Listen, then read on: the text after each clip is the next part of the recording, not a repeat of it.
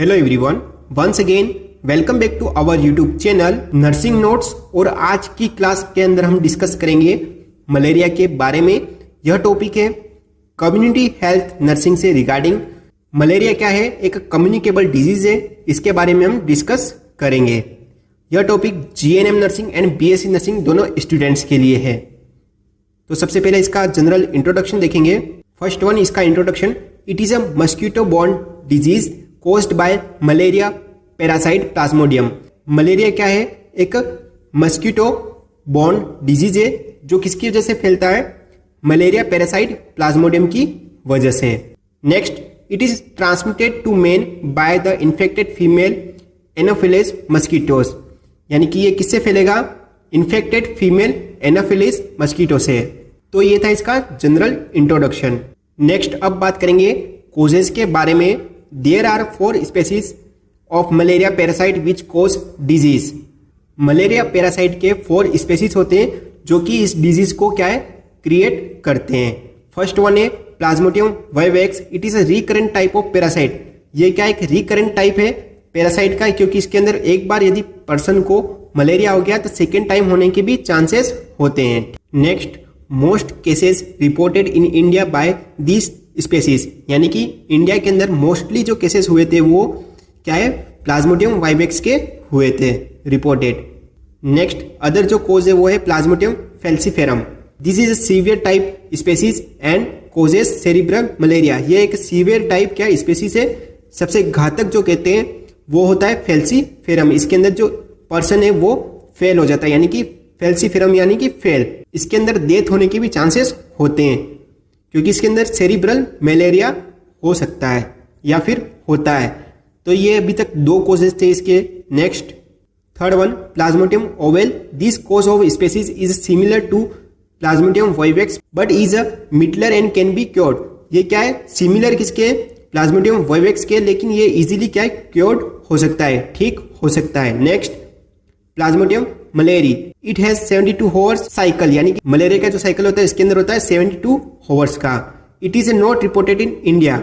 और ये क्या है? इंडिया के अंदर भी रिपोर्टेड नहीं है। नेक्स्ट प्लाज्मोडियम अमेरिकी। This type of parasite species also not reported in India. और ये भी जो टाइप है मलेरिया का कोजेज है वो भी इंडिया के अंदर फाइंडेड नहीं हुआ है।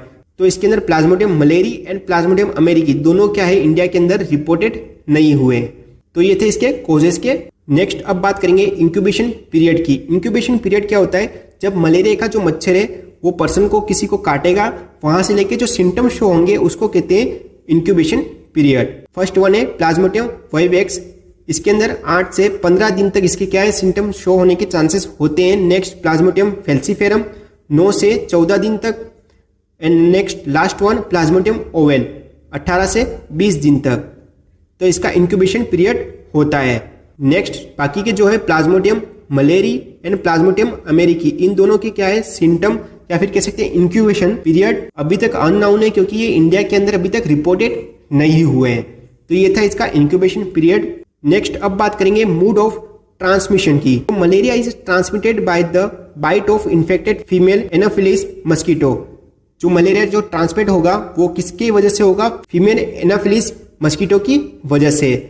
The malaria parasite also may be transmitted by the blood transfusion. और जो मलेरिया है वो ब्लड ट्रांसफ्यूजन के थ्रू भी क्या है? ट्रांसमिट हो सकता है। Next malaria transmission cycle. First one क्या होता है? जो इन्फेक्टेड जो मस्कीटो है वो बाइट करेगा फर्स्ट पर्सन से, ठीक है, जिसके बाद इन्फेक्टेड होगी लिवर सेल, फिर रेड ब्लड सेल इन्फेक्टेड होगी। इसके बाद जो सेकेंड इन्फेक्टेड जो मस्कीटो है वो बाइट करेगा सेकेंड इन्फेक्टेड पर्सन से। यही प्रोसेस क्या है? यही साइकिल चलती रहती है। तो ये था इसके साइकिल के बारे में।